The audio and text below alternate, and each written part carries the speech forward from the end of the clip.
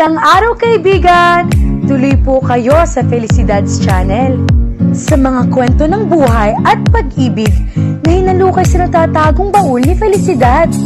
Pero bago po tayo magpatuloy, huwag niyo pong kalilimutan na i-like ang video, i-subscribe ang channel, at i-click ang notification bell para lagi kayong updated sa mga parating pa na upload.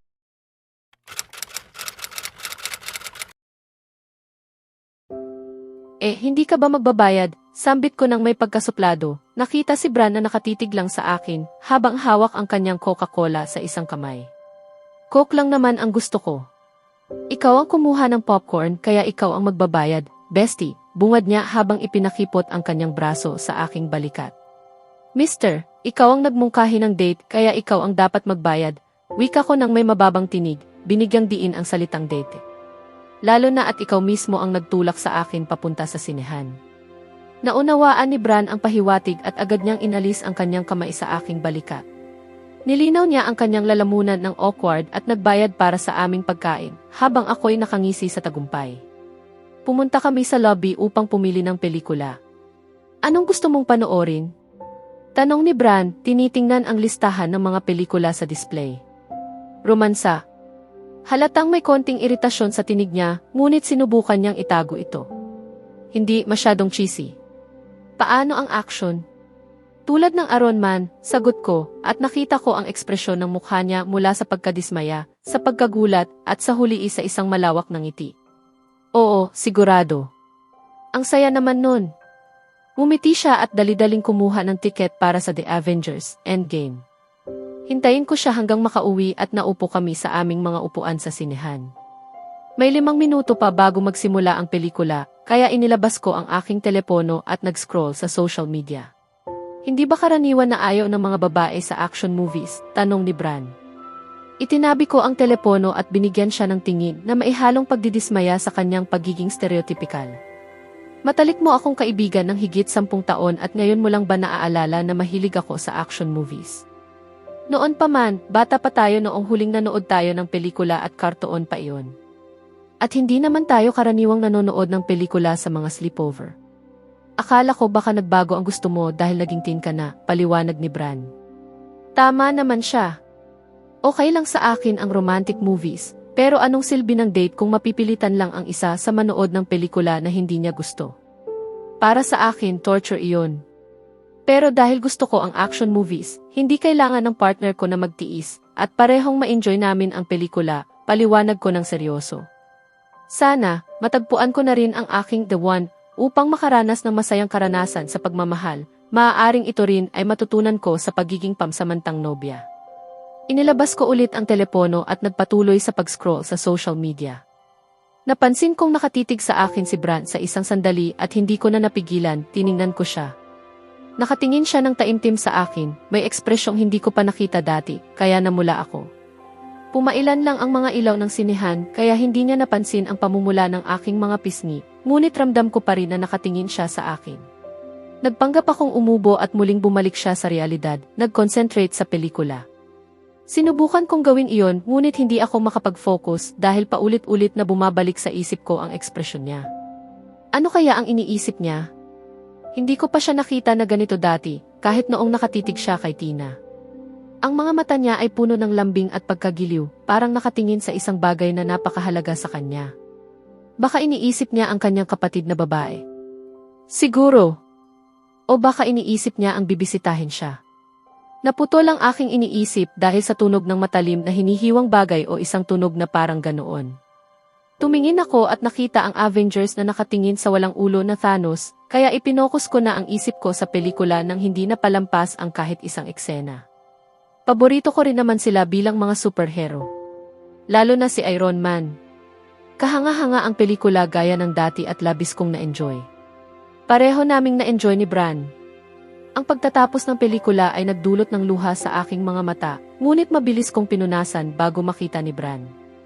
Lumabas kami sa sinehan at naglakad papunta sa parking lot. Habang papasok na kami sa kotse, kumaripas ang tiyan ko ng malakas. Talaga, malakas. Nag-facepalm ako sa sarili, ngunit natuwa ako na si Bran ang kasama ko. Mukhang kailangan muna nating kumain, sabi ni Bran, may batang ngiti, habang nagsabit ng seatbelt at sinimulang patakbuhin ang kotse. Okay lang, kakain na ako pero gutom na naman ako, sabi ko. Walang problema. Ang susunod naman sa site ay ang dalhin ang babae sa hapunan. Anong gusto mong kainin?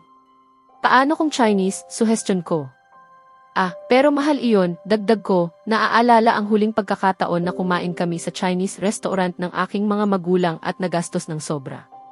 Okay lang, Sarah. Kung gusto mo ng Chinese, pwede natin kunin, tawa ni Bran. Tingnan mo siya, pilit maging sugar daddy habang ginagamit lang ang pera ng tatay niya, ngiti ko at nagpikit si Bran. Kumuha na lang tayo ng burger. Kakain ako ng merienda sa bahay kung gutom pa ako.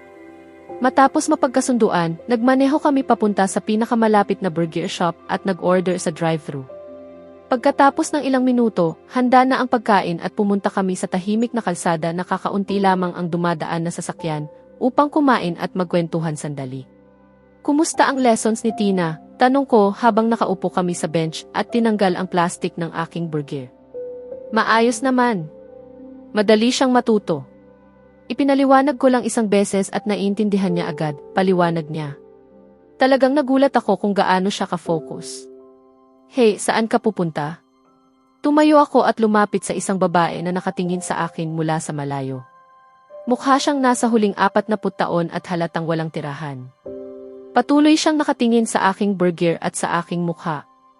Inabot ko sa kanya ang pagkain at tiningnan niya ako nang may hindi makapaniwala. Okay lang, inang. Kunin mo na. Nakakain na ako, nagkunwari akong nagsabi, ngunit natuwa ako nang tanggapin niya ang burger at mumiti bilang pasasalamat. Hindi ko pa nasasarapan ang burger, kaya hindi ito parang leftovers na ibinibigay ko. Mumiti ako sa kanya at bumalik kay Bran. Nakatingin siya sa akin na may ekspresyong mahirap basahin. Hindi ko matukoy kung paghanga ba iyon o iba pa, ngunit tiyak na positibo ang damdamin. Tumingin ako sa babae na masayang kumakain ng burger at mumiti sa sarili ko. Sige, kumuha na rin tayo ng pagkain para sa iyo, sabi ni Bran, at nagutom uli ang tiyan ko na para bang sinabay sa biro, kaya pareho kaming nagtawanan. Bran. Pasensya na, Sarah. Kailangan kong ikansela ang ating mga experimental lessons ngayong weekend. Humingi ng tulong si Tina sa akin sa geometry. Okay lang. Hindi naman kasi ako talaga nag-enjoy sa mga stupid experiments na iyon. Mag-enjoy ka. Iyon ay malaking kasinungalingan sa akin mismo. Sa totoo lang, nagsisimula na akong mag-enjoy sa mga date namin ni Bran. Halos palagi siyang kasama ni Tina sa paaralan at gustong-gusto ko rin na makasama siya ng mag-isa, ngunit ayokong sirain ang pagkakataon niya sa kanyang crush. Siya ang aking matalik na kaibigan at nararapat lang na tulungan ko siya. Bumuntong hininga ako at inilagay ang telepono sa aking bulsa. Nasa gate na ako ng paaralan, handa nang maglakad pa uwi mag-isa, tulad ng ginagawa ko mula nang pumasok si Tina sa eksena. Ayan na naman ang buntong hininga mo, lumabas ang boses ni Zayden mula sa aking gilid at napangiti ako sa kanya. Sumasama siya sa akin pa uwi tuwing araw na wala siyang practice. Naging isa na rin siyang mabuting kaibigan sa akin. Sinabi ko na hindi ko gaanong gusto si Tina at lumabas na ganoon din siya, kaya malaya kaming makapag-usap tungkol sa bagay na iyon. Iniwan ako ng aking matalik na kaibigan dahil sa crush niya, sambit ko ng may pagkasungit.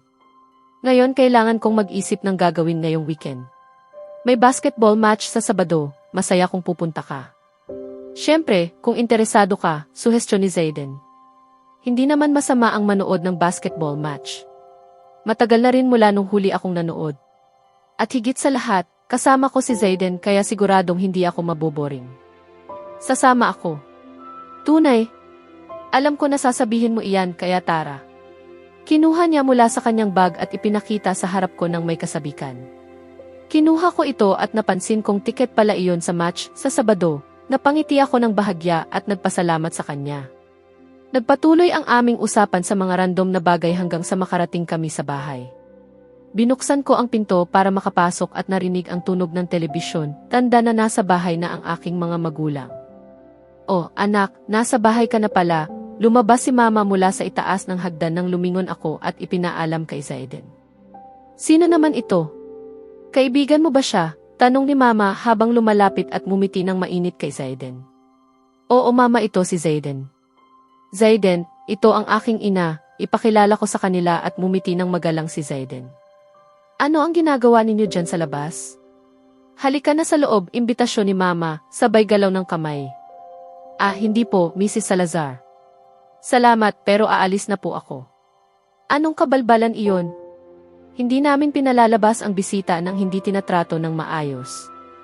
Sarah, nasaan ang iyong manners? Hinila ni Mama si Zayden sa loob ng bahay sa pamamagitan ng kanyang braso at sumunod siya ng medyo awkward. Napangiti ako at isinara ang pinto upang sumali sa kanila sa sala. Binati si Papa na nagbabasa ng dyaryo habang bukas ang telebisyon at umupo sa sofa. Kumuha si Mama ng pagkain para kay Zayden habang siya ay nagmamasid sa paligid ng bahay. Nagkaroon ng kaunting usapan si Papa kay Zayden at natuwa siya sa magandang asal ng bata. Sumali si Mama sa pag-uusap matapos makuha ang mga homemade cookies mula sa kusina at nagkwentuhan kami ng mahigit 1 oras habang unti-unting nawawala ang pagka-awkward ni Zayden. Kailangan ko na pong umalis, Sarah. Siguradong naghihintay na ang mga magulang ko, sabi ni Zayden at tumango ako. Tumayo siya mula sa upuan at nagpasalamat sa aking mga magulang sa kanilang kabutihang loob. Halatang malungkot silang makita siyang umalis dahil nagustuhan na nila ang bata. Pinangako ni Mama na pupuntahan niya kami muli bago tuluyang nakalaya si Zayden. Ang bait naman ng bata. Masaya ako na kaibigan mo siya, anak, bungad ni Mama habang umaakyat ako sa aking kwarto at napangiti ako. Naisip ko lang, baka nagkakagusto siya sa iyo, Sarah, maririnig ko pa bago ko isinara ang pinto at napapahagulhol ako sa sarili. Naligo ako at nagpalit ng komportableng damit upang tapusin ang aking mga aralin. Halos oras na ng hapunan nang matapos ko ang pag-aayos ng bag para sa susunod na araw at inabot ko ang telepono upang tingnan kung may mensahe. Isa ang natanggap mula kay Zayden. Hey! Salamat sa treat. Ang bait ng mga magulang mo. Natutuwa sila dahil ikaw ang unang tao na dumating sa bahay namin maliban kay Bran, kaya oo. Talaga? Wow, karangalan ko iyon. Ah, gusto ko lang itanong, anong oras magsisimula ang match? Hindi nakasaad sa tiket. 3:00 ng hapon. Kung gusto mo, pwede kang sumama sa akin. Ipapakilala kita sa mga kakampi ko. Ayos, ang saya naman. Okay, handa ka na ba ng 1:00 ng hapon? Sige, sir. Nag-usap pa kami ng kaunti hanggang tawagin ako ni Mama para sa hapunan. Inilapag ko ang telepono at dali-daling bumaba sa mesa kung saan nahihirapan akong pigilan ang sarili sa masarap na amoy ng shrimp risotto. Ngunit kinontrol ko ang sarili hanggang nakaupo si Papa. Sa wakas, nagsimula na kami at natawa si Mama habang nakikita siyang sabik akong kumain. Dahan-dahan, anak, baka mabulunan ka, payo ni Mama, sabay abot ng baso ng tubig. Hindi po ako nakakain ng lutong gawa niyo sa loob ng 1 linggo, okay? Huwag po ninyo akong husgahan, sagot ko at patuloy na nilunok ang isa pang piraso ng hipon. Ah, may basketball match din sa Sabado at inimbitahan ako ni Zayden na manood. Date ba iyon? Nagningning ang mga mata ni Mama habang si Papa ay nakatingin lang sa akin ng seryoso. Hindi po iyon date. Mama, kaibigan lang kami, paliwanag ko at napansin kong kumupas ang mukha ni Mama. Huwag ka masyadong mahuli, paalala ni Papa at tumango ako bilang pagsang-ayon. Siya ay isang protektibong ama, ngunit hindi kailanman ipinagbabawal ang saya o pakikihalubilo sa mga kaibigan. Nagpatuloy ang mga random na usapan sa hapunan at tumulong ako kay Mama sa paglinis ng mga pinggan bago umakyat sa kwarto upang matulog. Sana dumaan ng mabilis ang Biyernes upang makapanood na ako ng basketball match. Tumunog ang messenger ko.